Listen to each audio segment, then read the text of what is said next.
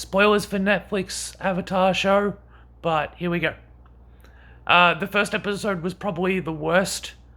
The point when we got to Gran reciting the intro to the show verbatim really hammered home that the exposition is all over the place. And like she read it like she was reading the script from the show. And just when I was like, oh no, we're really doing this, she then says, everyone knows this already. And I was like, then why are you saying it? And then she goes, but you don't, Aang, because you've been asleep. You missed the entire war. And I was like, geez, lady, in the show, like, he found that out by accident, and it was very traumatizing. And then Katara explained, like, what had happened to make him, like, to help him understand. And instead here, she's just like, I'm gonna tell you all this. Who cares if you're traumatized? Like, Gran just gets some tact. Like, that was actually cruel. But then after that, like, there's still terrible exposition, but that's the worst moment I remember it being that heavy. Episode 4 really showed me that the fact that Iroh and Bumi were like the main two wise sages who understood like emotional maturity and could get their way through the war and teach that to Aang are instead here like, it sucks, war is bad, everything's serious, and how dare you, Aang, for not being as traumatized as we are. Like, it's weird because the more I watched it, the more I went, you know what, in concept, what if Avatar, but we take the war elements more seriously, and because we got less episodes, we take the have fun traveling around adventure stuff less seriously. Or like we skip over that and we focus like, what if it was a war? What if everything was dire and faster? And so there's arguably more stakes and more impact. But the problem is that has no nuance to it here. All it's doing is someone tells Aang, you bad, war serious, take it seriously, war bad. While all of his friends are like, no, Aang, here's some shallow self-help motivational advice. It's just, like, the dialogue is really down to those two, war bad, you good, war bad, you good. And then by extension, the way they've done the characters here, like, I like the change of Zuko saving the entire fleet, rather than just speaking up and being punished for it and regretting his choice, and then being gruff as a result. But the more I think about it, each scene that I liked was like a what if to the backstory. So it'd be interesting to see that in the original, but just doing, like, it can't have too much consequence because they clearly want to go off the rails and do this dark, edgy version of it. And yet they keep coming back to, no, but we need Secret Tunnel, we need Bumi, we need these lighthearted bits, but we don't actually want to focus on them. So here they are as part of some other episode. We don't have time. Let's do both at once. And let's take the lighthearted thing seriously so it fits tonally with the rest of it. So I get the intention to do it dark, but that's where it smacks of, well, the cartoon is for kids. This is for adults. Adults, when we say mature themes, we don't mean emotional maturity. We mean violence. That's what dark is. Dark means more violent. Just make it more violent. And, like, as a result, just by better budget and more time, I would say the action and the style of it is better than the movie. But the exposition isn't much better. And the character development is, like, as I was saying, by making Zuko save his entire fleet, it's very clear that instead of being like, Zuko tried a good thing and it failed, and now he doesn't consider that anymore. He's the bad guy who has a deep heart deep in, we've hinted at that, but he's a bad guy. Whereas here it's like, no. Zuko may be hunting the Avatar, but he's good. He is fundamentally good. He saved his entire fleet. He sacrificed.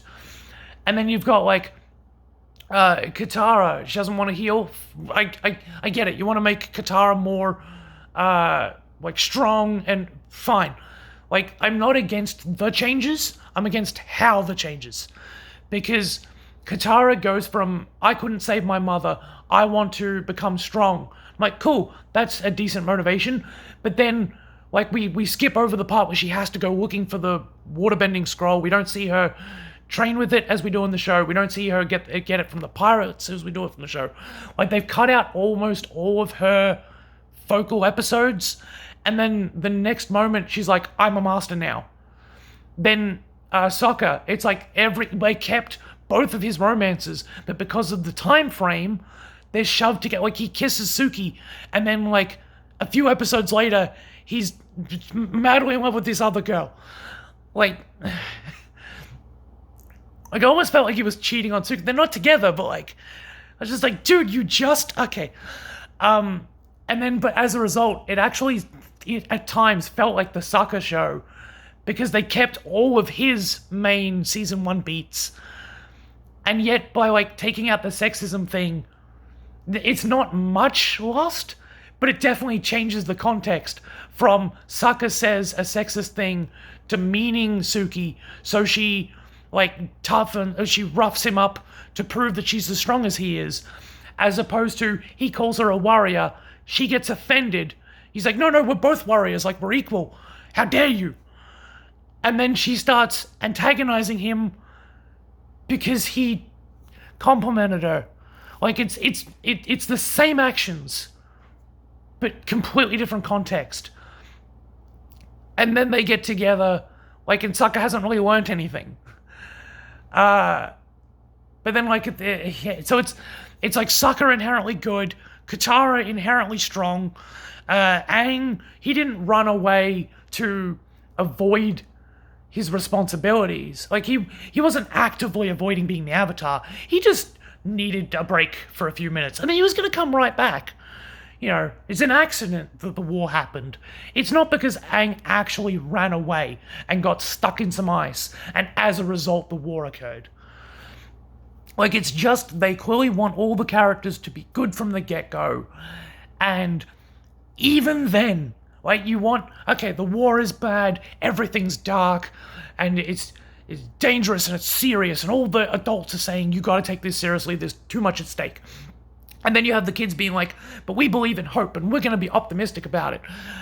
I get that, I'm like letting them be the light in the dark, but all they do is say that they're good. It's just, again, it's constantly like, the war is bad, you are bad for abandoning us.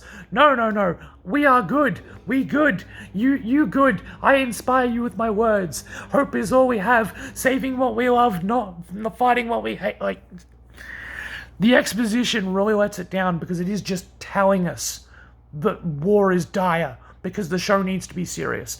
And it is telling us that the kids are inherently good and that they can save the world despite how scary it is. Like, I hate to say this, actually, because I was enjoying it probably mostly for the spectacle, and because the exposition was straight up, like, admitting what they changed and what they kept. So it was, from a concept level, intriguing to see them be like, oh, this is this thing. Oh, okay, so they're keeping that canonically from the show. But this is this thing. Oh, Ko doesn't work like that. That's, okay, cool. But, like, the more I think about it, that's, okay, that's a change. But then when Ko captures his friends in the show, if you move your face, she gets you. Whereas here, he's got all the time to go off to a different plot line and then come back. But don't worry, she's like, you better be fast because she's gonna feed soon. It's like, it's things like that where it's like, I was watching it and I was intrigued and it was intellectually interesting, but I think that's because I was watching it from a, what did they change, what did they not? And only after the fact do I go, and how much of that mattered because they had to keep on track. They had to still stick to canon. Like, either cut it down, strip it of anything that isn't plot, treat it seriously, and then create some nuance on what you kept. But they've sort of done it halfway, where they've cut it down, but then kept things just because they know they're iconic, when they're either too lighthearted to fit this world, or they just don't fit. Like, again, the Co thing is like, you just nerfed it so you could keep your other plot. But actually, you just didn't need anyone ever captured by Co. Just skip that. Like, that's the problem with going, it's just plot. Because it makes me think, in one way, why don't we keep these character stuff? And in the other way, well, if we had it done, then the plot would be too convoluted. There'd be too much. So it's always just a challenge to go from 20, however many episodes there are, to 8. Or is it 10? No, 8. Because, yeah, it's just, like, no matter what, it was going to be stripped down. It was going to be objective-focused. But then it turns around and goes, well, we need to keep the love tunnel. And also, why is Katara and Sokka in the love tunnel? I get they're going for family dynamic. I get they're like their brother or sister. But the fact that they said they're basing it on Game of Thrones does not... No. Like, I was watching that love tunnel going, how much Game of Thrones are you going for here? Please don't tell me you're going to try and make them a couple. So yeah, it's just... Like, the more I think about it, the changes don't really... A lot of them aren't necessary. They're only necessary because you chose to cut down the episode limit. But then they're not even necessary because you've only kept them for the fandom iconography. Like, of course they had to do Cabbage Guy, but they had to epic it up. So they really, like... And, like, just... Like, I liked that. But I feel like they liked that as a fan of the show, and not because this show is holding itself up. Like, I really feel like this show is a mangled mess that was interesting to watch from a comparison level. And once it's all said and done, it's really flat and hollow, because they're just telling you the plot. And, I mean, I hate to say it, but, you know, the effects were decent. But really, the effects, like, that's really what I'm in it for. Like, you probably didn't even, if you're going pure objective plot-wise, you probably didn't even need the scarf scene with Aang and Zuko fighting. But it was an interesting fight scene, and it saves you from constant scenes of characters lecturing each other about how bad it is they missed the war, and then not even advising, just lecturing them positively about how optimistic they need to remain. It, like, yeah, when you strip it of its character, and if you're watching the plot to see how they've made changes, the focus on plot is enjoyable. If you're watching it for the character development, nothing really happens. But I did like that they showed the fight between Zuko and the Fire Lord. This is what I mean. The changes where it's like, oh, we get to see more of the Fire Lord and Azula. Cool. But they're just filling, like, it's just intellectual intrigue of, oh, hey, they didn't show that in the show, but now they showed it. And in that way, it's kind of the Solo problem. Like, the bits that I like are just them elaborating on the show's context. And the bits I don't like are all the parts where they just repeat the script verbatim and then fill the gaps that they've had to cut stuff. Like, anytime they've had to cut stuff, there's some big exposition explanation, and then the rest of the time they're just quoting the show. Like, of course the Blue Spirit mask bit is a good action sequence. Of course when Aang asks Zuko whether they could be friends, that's nice. But those are the parts where they're just like, we have to keep this, it's good in the show. And the rest of it is just exposition, exposition, exposition, darkness, darkness, darkness.